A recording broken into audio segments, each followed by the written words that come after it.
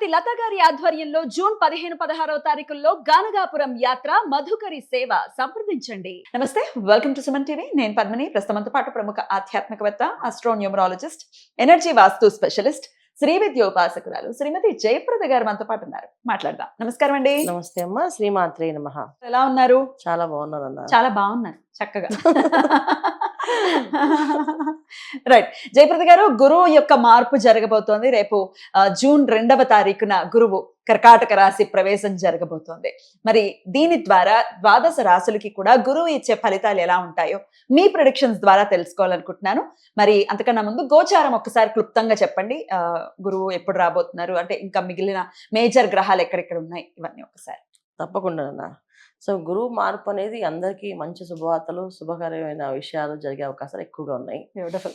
ఎందుకంటే గోచారీత్యా చూసుకుంటే శనేశ్వరుడు మీనరాశిలో ఉండడం, గురువు కర్కాటక రాశికి మారడం, ఈ రెండు కూడా మేజర్ గ్రహాలు. యాక్చువల్లీ మన జీవితంలో మనం ముందుకు వెళ్ళాలి, ఒక జీవితంలో ఒక ఆధారం కావాలి అంటే శనేశ్వరుడు ప్లస్ గురువు ఇద్దరు ఉండాలి. వీళ్ళిద్దరు అనుగ్రహం ఏంటంటే ఈయన క్రమశిక్షణ నేర్పిస్తాడు, ఈయన సంతోషంగా ఉండాలని నేర్పిస్తాడు. సో ఎలా చేసుకోవాలని నేర్పిస్తాడు. అందుకని ఈ రెండు గ్రహాలు కాంబినేషన్ ఈ మధ్యన ఏంటంటే ఈ మధ్య కాలంలో చాలా చాలా అద్భుతమైన ఫలితాలని ఇస్తుంది అందరికీ, అన్ని రాశుల వాళ్ళకి. ఈ ఒక్క రాశి అని కాకుండా మనం ఒక్కొక్క రాశి తర్వాత ఇప్పటికీ చెప్తాం, కానీ అన్ని రాశులకి ఫలితాలు బాగుంటాయి. రాహుకేతువులు ఒకరు, రాహుకేతువులు ఇద్దరు కొన్న కాంబినేషన్స్ ఏంటంటే కేతువు అనే సింహరాశిలో ఉండడం ఒక విధంగా మంచిది, చెడైతే కాదు. అలాగే రాహు కుంభరాశిలో ఉండడం కూడా మంచి, చెడైతే కాదు. కాకపోతే ఏంటంటే కొన్ని రాశులకి అవి యాంటీగా పనిచేస్తాయి. కానీ ఇప్పుడున్న కాలగమనంలో ఈ 4 గ్రహాలు కాంబినేషన్ అనేది ఒక అద్భుతంగా పనిచేస్తాయి. అది చాలా విషయాల్లో మనకి ముందు ముందు వెళ్తున్న కొద్దీ చెప్తూ ఉంటాం మీకు అన్ని విషయాలు. తప్పకుండా రాశుల వారీగా మనం మాట్లాడుకుందాం. ఒక బంగారం విషయం ఒకటి చెప్పండి, మళ్ళీ ఇంకేమైనా పెరుగుతుందా ఉచ్చ స్థితిలోకి మరి గురువు వెళ్ళటం రీత్యా? బంగారం అనేది పెరిగే అవకాశం ఎక్కువగా ఉంది. అయితే ఉచ్చ స్థితిలో గురువు రావడం అనేది కాదు, కానీ ఇక్కడ అంటే బంగారానికి కారకుడు గురువు కదా. బంగారం కారకుడు గురువు అయినప్పటికీ కూడా బంగారం ప్రతి సంవత్సరం పెరుగుతూ ఉంటుంది అన్న. అయితే ఇప్పుడే బాగా హెచ్చుతగ్గులు ఉన్నాయి. దీనికి కారకత్వం ఏంటంటే గురువు ఒక్కలే కాదు, ఇక్కడ గురువు, శనేశ్వరుడు, రాహు, కేతువు, ఈ 4 గ్రహాలు కాంబినేషన్ ఏవైతే ఉన్నాయో దాని వల్ల ఈ విపరీత విపత్తులు. దీంట్లో మనం బంగారం పెరగడం అనేది ఉందా, చాలా దారుణంగానే ఉంది. ఎందుకంటే ఇప్పుడు మనకి వినడం ఏంటంటే 1,55,000 1,60,000 చెప్తున్నారు, అది 1,40,000 1,30,000 దింపుతారు మధ్యలో. తర్వాత ఎప్పుడైతే ఎండ్ ఆఫ్ ఇయర్ అవుతుందో 2 లక్షల దాకా వెళ్తుందంట. సో బంగారం పెరిగే అవకాశం ఎక్కువగానే ఉంటుంది. మోడీ గారు చెప్పినట్టుగా కొన్నాళ్ళు ఆగడం బెటర్ అంటారా ఇన్వెస్ట్ చేయడానికి? ఖచ్చితంగా ఆగితే. ఆయన చెప్పిన విషయము చాలా లోతుగా ఆలోచించి చెప్పారు ఆయన.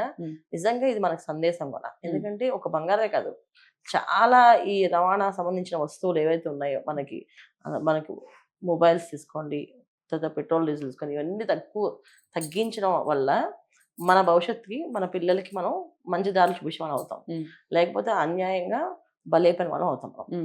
ఇది 100%. ఇక ద్వాదశ రాశులకి కూడా గురువు ఎటువంటి ఫలితాలు ఇస్తున్నారో ఇప్పుడు తెలుసుకుందాం. తప్పకుండా. వృషభ రాశి వారికి గురువు మరి ఎటువంటి మార్పుల్ని తీసుకురాబోతున్నారు, ఎటువంటి రిజల్ట్స్ ఇవ్వబోతున్నారు ఒకసారి మీ ద్వారా? తప్పకుండా. వృషభ రాశి వాళ్ళకి గురువు ఇచ్చే ఫలితాలు చాలా అద్భుతంగా ఉంటాయి. ఎందుకంటే వాళ్ళకి మిథున రాశిలో ఉన్నప్పుడు అంత యోగం, అంత అదృష్టం కలగలేదు. అదేంటి ద్వితీయ స్థానంలో అంత ఇబ్బంది? అంటే ద్వితీయ స్థానంలో ధనస్థానం, వాక్స్థానం అంటాం మనం. కాకపోతే గురువు ఏదైనా పెంచుతాడు. అంటే ఇప్పుడు మీకు ఒక వ్యాపారం చేస్తాను, వ్యాపార అభివృద్ధి అనేది ఉంటుంది, పెరుగుతూ ఉంటుంది అభివృద్ధి. అదే ఉద్యోగం చేస్తారు, ఉద్యోగంలో పెరిగేది ఏముంటుంది, మీకు ప్రమోషన్ రావాలి, బాధ్యతలు పెరుగుతాయి, ప్రమోషన్ రావాలి. అది ప్రమోషన్ వచ్చే ఉద్యోగం అయితే, అది లేకపోతే ఇవాళ సాఫ్ట్వేర్ రంగాల్లో అందరూ చేసేవి వాటిలో ప్రమోషన్స్ ఎక్కడ ఉంటే వీళ్ళకి దాని ఒక సాఫ్ట్వేర్ రంగంలో ఉండే ప్రాజెక్ట్స్ తప్ప ఆ ప్రాజెక్ట్స్ అయిపోవడం, ప్రాజెక్ట్స్ ఉండడం ఉంటుంది. దానికి ఒక ప్రాజెక్ట్ సంబంధించింది మీకు ఒకరికే కాదు కదా, దానికి 40 మంది 100 మంది పని చేస్తుంటారు. అందరిలోకి అదృష్టం ఉంటేనే ఆ ప్రాజెక్ట్ సక్సెస్ అవుతుంది, లేదా అవ్వదు. అలాగా ద్వితీయ స్థానంలో అంటే ఏంటంటే మంచి మాట తీరునిస్తాడు, ఒక క్రమశిక్షణ ఇస్తాడు, ఏ విషయమైనా బాధ్యతనిస్తాడు. సో మాట్లాడే విధానంలో మార్పు ఉంటుంది, వాళ్ళు చేసే పనుల్లో నడవడికలో మార్పు ఉంటుంది. తర్వాత ఇంట్లో వాళ్ళతో కానీ, బంధువులతో కానీ, అన్నదమ్ములతో కానీ సంబంధ బాంధవ్యాలు బలపడతాయి. సో మీరు ఇంతకుముందు కంటే ఇప్పుడు చాలా మెచ్యూర్డ్ గా మాట్లాడుతున్నారు అని, ఇంత మెచ్యూర్డ్ గా వ్యవహరిస్తున్నారని, ఇవన్నీ ఇది వరకు జరిగినవన్నీ తృతీయ స్థానంలో. మరి తృతీయ స్థానంలో ఇవన్నీ మనకి ప్లస్ అవుతాయి. ఏదైతే మనం తీసుకున్నాం బాధ్యతలు, దానికి ఏంటంటే ఇది మనం చేయగలం అని నమ్మకాన్ని ధైర్యాన్ని ఇస్తుంది. ఇప్పుడు ఎవరైనా సరే సబాష్ అని మనం అంటే అప్పుడు మనకు ఆ మాట మీద ధైర్యం వస్తుందా, ఓకే ఇది వీళ్ళు సబాష్ అని అంటే నేను చేసిన పని మంచిదనమాట అనే నమ్మకం వస్తుందా. ఈ తృతీయ స్థానంలో అలాంటి బలాన్ని ఇచ్చిన పనుల వల్ల కొత్త వ్యాపారాల్లో అడుగుపడ్డం కానీ, ప్రమోషన్లు రావడం కానీ, వెళ్ళడం కానీ, వేరే ప్లేసెస్కి వెళ్ళడం కానీ జరిగే అవకాశం ఉంటుంది.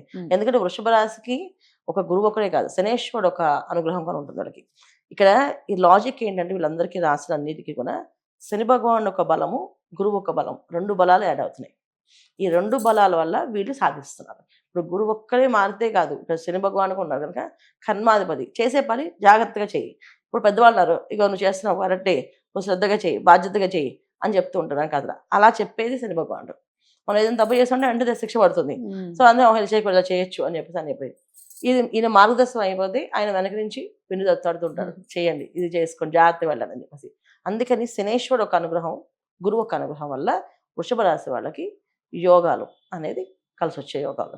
సో ఎందుకు యోగ వీళ్ళకి బాగా కలిసి వస్తుంది అంటే సంతానం కానీ, వివాహం కానీ, వ్యాపారం కానీ అభివృద్ధి అయ్యే అవకాశాలు ఎక్కువగా కనిపిస్తున్నాయి.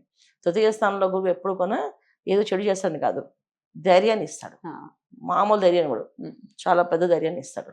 నేను చేయగలను, నాకు నమ్మకం ఉందని. అలా వెండు తట్టే మనుషులు కూడా వీళ్ళతో కూడా నడుస్తారు. అందువల్ల వృషభ రాశి వాళ్ళకి గురువు యొక్క ఫలితాలు మంచి ఫలితాలు ఉన్నాయి, చెడు ఫలితాలు ఉండవు. అన్నదమ్ముల ఒక అనుబంధము, అక్క చెల్లెల ఒక అనుబంధం ఇవి పెరిగే అవకాశము, అంటే దంపతుల మధ్య కూడా అన్యోన్య దాంపత్య జీవితం 2 పెరిగే అవకాశం, ఇవన్నీ కూడా తృతీయ స్థానంలో గురువు ఇచ్చేది యోగా అనమాట. ఇవన్నీ ఏంటంటే వాళ్ళ సంబంధ బాంధవ్యాల్ని బలపరుస్తాడు, బలపరచడం, మెరుగుపడడం అనేది జరుగుతూ ఉంటుంది. అందువల్ల వృషభ రాశి వాళ్ళకి మంచి ఫలితాలే గురువు ఇచ్చేది. ఇక ఆరోగ్యం ఎలా ఉంటుంది అనుకోవచ్చండి వీళ్ళకి? ఆరోగ్యం చాలా జాగ్రత్తగా చూసుకోవాల్సింది వీళ్ళు. ఎందుకంటే ఆంజనేయ స్వామి అనుగ్రహంతో వీళ్ళ ఆరోగ్యం బాగుపడుతుంది. అవునా? ఎందుకంటే వీళ్ళు వృషభ రాశి వాళ్ళకి గురువు ఇచ్చే ఫలితాల కంటే ఇక్కడ శని భగవాన్ ఒక ఫలితాలు ఏంటి, తర్వాత రాహు ఒక ఫలితాలు, ఇవన్నీ ఏంటంటే కాస్తంత మాయని, కాస్తంత ఏంటంటే కొత్త కొత్త ఆహారాలు తినాలనే ఒక కోరికని కలిగిస్తుంటాడు. ఓకే. సో అది దాని కారకత్వం ఏంటంటే వాళ్ళు చేసే వృత్తులు, వాళ్ళు చేసే వ్యాపారాల్లో ఏదో తెలియకుండా ఒక పార్టీలు వెళ్ళడం, ఆ పార్టీలో వింత వింత డిష్ల్ని ట్రై చేద్దాం అనుకోవడం, దానివల్ల సమస్య రావడం. దీనివల్ల కాస్త ఆరోగ్యం అనేది జాగ్రత్తగా చూసుకోవాల్సిన విషయం. వాళ్ళ బాధ్యత ఏంటంటే డిన్నర్లు, పార్టీలు, ఈ రాత్రిపూట జరిగే ఈ నైట్ పార్టీలకి కొంచెం అవాయిడ్ చేసేస్తే మంచిది. ఎన్నాళ్ళ పాటు అవి అవాయిడ్ చేసుకుంటూ జాగ్రత్తగా ఉండాలి? ఆయన మాక్సిమం గురువు గారు ఉన్నంత వరకు, అంటే బృహస్పతి కర్కాటక రాశిలో ఉన్నంత వరకు జాగ్రత్తగా ఉండాలి. రైట్ అండి. అన్ని విషయాల్లో కూడా వృషభ రాశి వారికి అనుకూల ఫలితాలు ఉండటం కోసం మరి వీరు చేసుకోవాల్సినటువంటి పరిహారాలు ఏంటి? ఆంజనేయ స్వామి ఆరాధన, ఆంజనేయ స్వామి ప్రదక్షిణాలు, ఆంజనేయ స్వామిని పూజ చేయడం, ప్రతి శనివారం ఆంజనేయ స్వామికి వెళ్ళి ఆకు పూజ చక్కగా చేసుకొని రావడం వల్ల వీళ్ళకి అన్ని మంచి ఫలితాలు కనిపిస్తాయి. అలాగే ఉండాలి. వృషభ రాశి వారికి అనుకూలంగానే గురువు మార్పు రీత్యా ఉండాలని మనస్ఫూర్తిగా కోరుకుంటూ ఇక నెక్స్ట్ వీడియోలో మిథున రాశి గురించి తెలుసుకుందాం. థ్యాంక్ యూ అండి. నమస్తే. నమస్తే అమ్మా. శ్రీమాత్రే నమః.